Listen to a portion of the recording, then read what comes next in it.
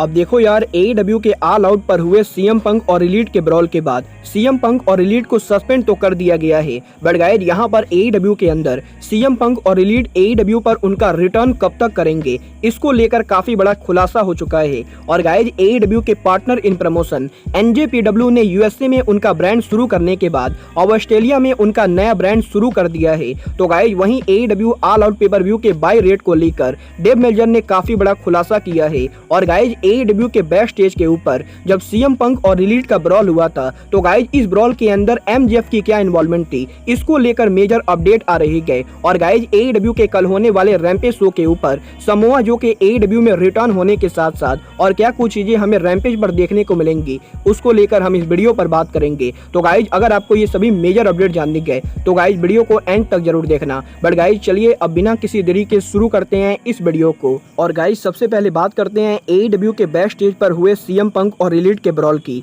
Well guys जैसा कि आप सभी को मालूम है, जब AEW के बैक स्टेज पर सीएम पंक और एलीट का ब्रॉल हुआ था, तो गाइस उस समय AEW के बैक स्टेज के ऊपर Christopher Daniel, Michael Nakazawa, Brandon Cutler और AEW के producer Pat Buck CM Punk के लॉकर रूम में मौजूद थे। और गाइस इसी वजह से इन सभी को AEW से सस्पेंड किया गया है। बट गाइस जैसा कि मैंने आपको ये भी बताया है कि सीएम पंक और एलीट के इस ब्रॉल के एंडिंग पे क्रिस जेरिको सीएम पंक के लॉकर रूम में एंटर होते गए। और गाइस जेरिको के लॉकर रूम में एंटर होने के बाद सीएम पंक और एलीट के ब्रॉल को खत्म किया जाता है। बट गाइस यहीं अब AEW के बैक स्टेज के ऊपर सीएम पंक और एलीट के इस ब्रॉल के अंदर MJF के इन्वॉल्वमेंट को लेकर AEW के बैक स्टेज से मेजर अपडेट आ रही है, जहां पर AEW के बैक स्टेज से एक खबर आ रही है कि AEW के बैक स्टेज पर जब सीएम पंक और एलीट का ब्रॉल हुआ था, तो गाइस यहां पर इस ब्रॉल को AEW सुपरस्टार MJF ने देखा है। और गाइस यहां पर AEW के बैक स्टेज के ऊपर सीएम पंक और एलीट के इस ब्रॉल के समय AEW के चीफ लीगल ऑफिसर मेगा प्रकाश के साथ साथ AEW सुपरस्टार MJF उस जगह पर मौजूद, इसीलिए अब AEW के अंदर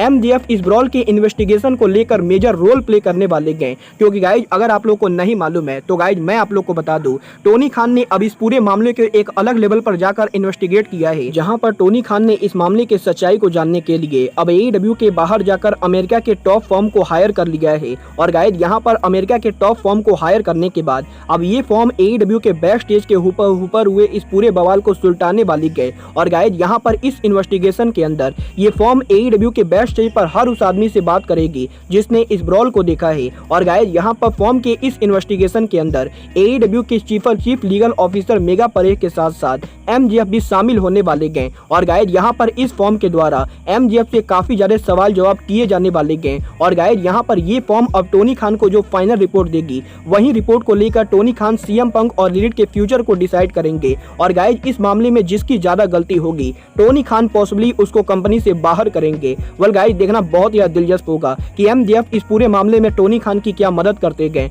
बट गाइस बात करें यहाँ पर एलीट और सीएम पंक के फ्यूचर की, तो गाइस जैसा कि आप सभी को मालूम है, टोनी खान ने करंटली सीएम पंक और एलीट को कंपनी से सस्पेंड किया है। बट गाइस यहाँ पर बहुत सारे लोग ये जानना चाहते गए कि एलीट और सीएम पंक AEW पर उनका रिटर्न कब करेंगे। वेल गाइस बात करें यहाँ पर एलीट और सीएम पंक के रिटर्न की, तो गाइस मैं आपको बता दूं, एलीट और सीएम पंक को AEW से जो सस्पेंशन मिली गए, वो सस्पेंशन कोई रियल सस्पेंशन ना होके बल्कि इनफाइनाइट सस्पेंशन है। और गाइस यहाँ पर इनफाइनाइट सस्पेंशन का मतलब ये होता है कि AEW की लीगल टीम जब तक इस पूरे मामले को इन्वेस्टिगेट करेगी, तब तक AEW के बैक स्टेज पर ब्रॉल में हुए इन सभी लोगों को AEW कंपनी से सस्पेंड रखा जाएगा। और गाइस जब तक अमेरिकन फॉर्म इस पूरे मामले को लेकर टोनी खान को फाइनल रिपोर्ट नहीं देती गए, तब तक AEW के अंदर सीएम पंक और एलीट का रिटर्न नहीं होने वाला है। और गाइस यहाँ पर बात करें अगर इनके रिटर्न के पॉसिबल डेट की, तो गाइस मैं आपको बता दूं, AEW के अंदर सीएम पंक और एलीट में से कोई भी नवंबर के पहले AEW में नहीं आने वाला है। क्योंकि गाइस यहाँ पर AEW ने उनके आने वाले 2 महीनों के अंदर जो भी डायनामाइट और रैम्पेज शो करने गए,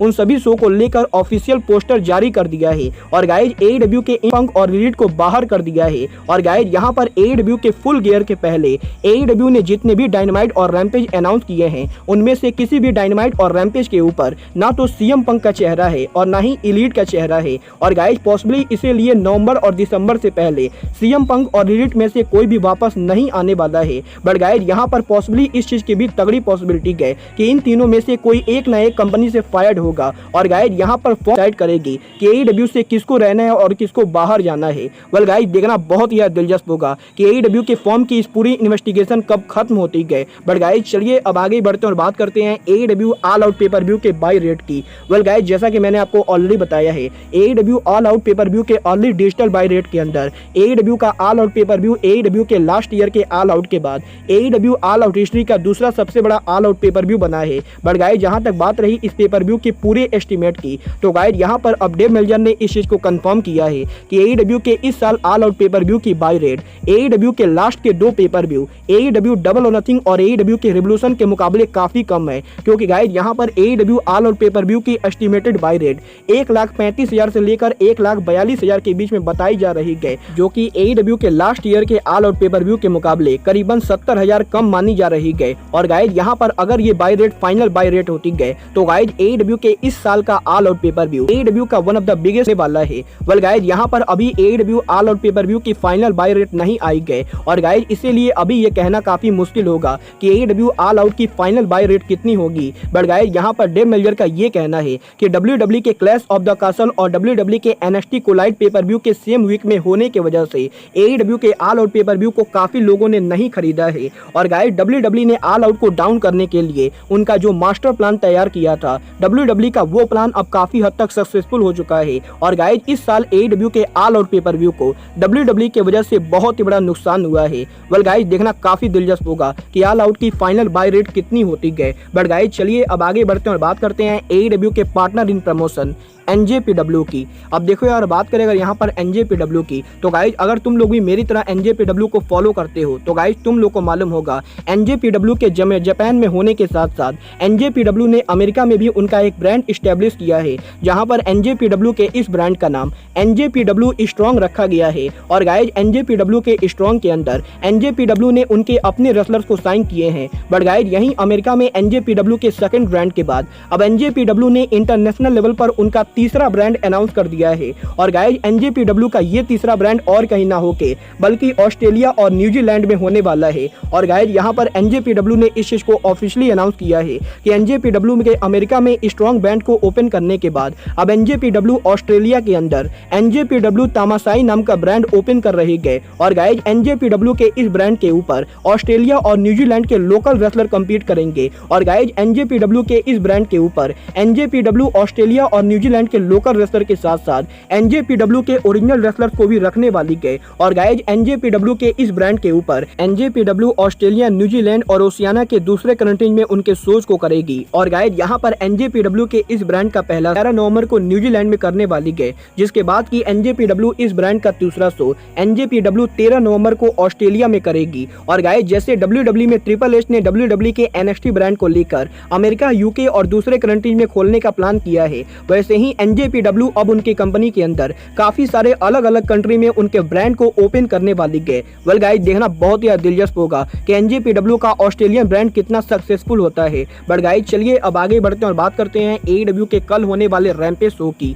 वेल गाइस बात करें यहाँ पर कल के रैम्पेज शो की, तो गाइस यहाँ पर AEW ऑल आउट पर समोआ जो के शॉकिंग रिटर्न के बाद फाइनली कल AEW के रैम्पेज शो के ऊपर समोआ जो AEW के ऊपर उनकी वापसी करेंगे, जहाँ पर कल AEW के रैम्पेज शो के ऊपर समोआ जो AEW पर उनका प्रोमो कट करेंगे। बट गाइज इसके अलावा AEW के कल होने वाले रैम्पेज शो के ऊपर हमें सरीना डीब एक्शन में देखने को मिलेंगी, जहां पर कल AEW के रैम्पेज शो के ऊपर हमें सरीना डीब और मेडिसन रिंग के बीच में 1-on-1 मैच देखने को मिलेगा। बट गाइज इसके अलावा AEW के कल होने वाले रैम्पेज शो के ऊपर AEW के वर्ल्ड चैंपियनशिप के टूर्नामेंट का मैच होने वाला है, जहां पर AEW डायनामाइट पर ब्रायन डेनियल्सन के हैंगमैन पेज को अगले राउंड में पहुंचने के बाद अब AEW के रैम्पेज शो के ऊपर सैमी गुआरा और डार्बी एलन के बीच में AEW के वर्ल्ड चैंपियन। और गाइज इसके बाद फाइनली AEW रैम्पेज के मेन इवेंट के ऊपर ROH वर्ल्ड चैंपियन क्लॉडियो कोस्टोंगली उनका वर्ल्ड टाइटल डेक्स हार्डवुड के खिलाफ डिफेंड करने वाले गए। और गाइज कल AEW रैम्पेज के मेन इवेंट के ऊपर ROH के दो करंट चैंपियन आमने सामने होंगे।